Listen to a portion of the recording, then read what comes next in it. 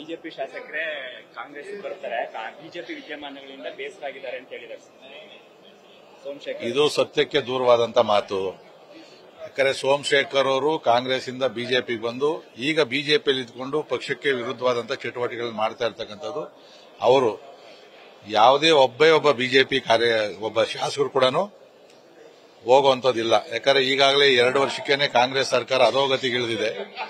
ಮುಂಬರತಕ್ಕಂಥ ಚುನಾವಣೆಯಲ್ಲಿ ಅವರಿಗೆ ಅಸ್ತಿತ್ವನೂ ಕೂಡ ಇರೋದಿಲ್ಲ. ಇಂತಹ ಸಂದರ್ಭದಲ್ಲಿ ಸೋಮಶೇಖರ್ ಅವರೇ ಬಿಜೆಪಿಯಲ್ಲೇ ಇರ್ತಾರೆ. ನಮ್ಗೆ ಗೊತ್ತಿರೋ ಪ್ರಕಾರ ಯಾರು ಕೂಡ ಒಬ್ರು ಹೋಗೋದಿಲ್ಲ. ನಾವೆಲ್ಲ ಪಕ್ಷದ ಆಧಾರದ ಮೇಲೆ ಗೆದ್ದಿರ್ತಕ್ಕಂಥವ್ರು. ಅವರು ಯಾವ ಆಧಾರದ ಮೇಲೆ ಹೇಳಿದ್ರು ಅಂತೇಳಿ ಒಂಥರ ಗಾಳಿಯಲ್ಲಿ ಗುದ್ದುವಂತ ಕೆಲಸವನ್ನು ಮಾಡ್ತಾವ್ರೆ ಅವರಷ್ಟೇ ಪ್ರಚಾರಕ್ಕೋಸ್ಕರ. ಯಾರು ಒಬ್ರು ಶಾಸಕರು ಹೋಗೋದಿಲ್ಲ, ಸಾಧ್ಯನೂ ಇಲ್ಲ.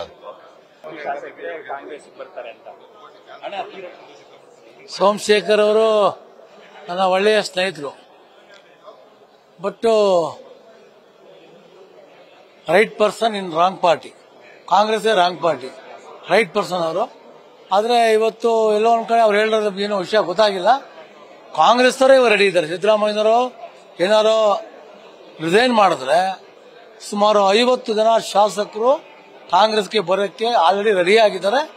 ಆಲ್ರೆಡಿ ಸುಮಾರು ಜನ ಬೇಸರ ಮಾಡ್ಕೊಂಡಿದ್ದಾರೆ. ಓಬಿಸಿಗೆ ಅವಮಾನ ಆಗ್ತಾ ಇದೆ.